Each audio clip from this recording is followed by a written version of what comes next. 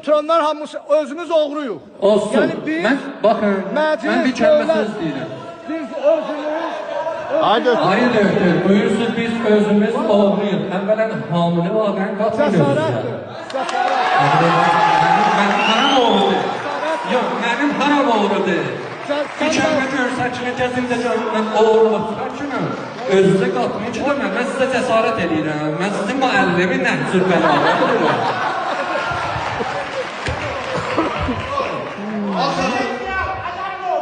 İcazə ver, o tərəfə çıxırma.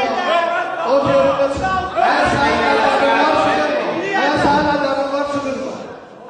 Bax, bir söz deyirsən, sözün özün o xilaf eləmə ki, məndən istəyirsən. Nəzm ecələsin. Limə təquluna mala təfəlun.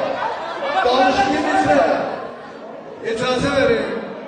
Əgər bu məmləkətdə biz üstdən sistemi düz qoysaydıq, rant-ı fisadız, ihtiras oğurluq ki, gündə ettina verirlər, hardan gəlir? Hayır, buna bana ne nizam?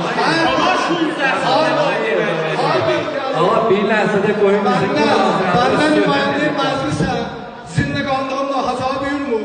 Gəlsinlər zindəqanlığımı dik-bökün çıxasın. Mən cəsarət eləməm, siz dediniz belə olur. Sistem, müşkil sistemlədir. Siz adama məsələmanla ta sistem düzəltməsiniz. Əgər biz başarsaydıq, işi düz görsaydik, Baba bayım o vaxt bu sistemi yüzüstən bugünə salıb ki, cəsarət Şurayı Muhterem'i nigahban da təyin edin. o mərkəzin... Şurayı Muhterem'i nigahban...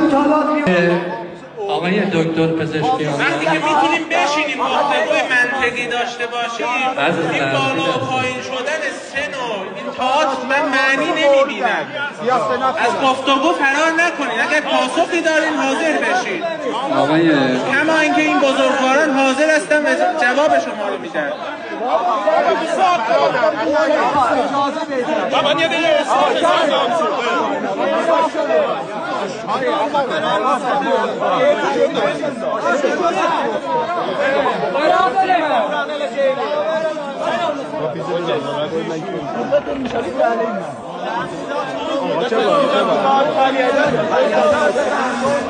Aa!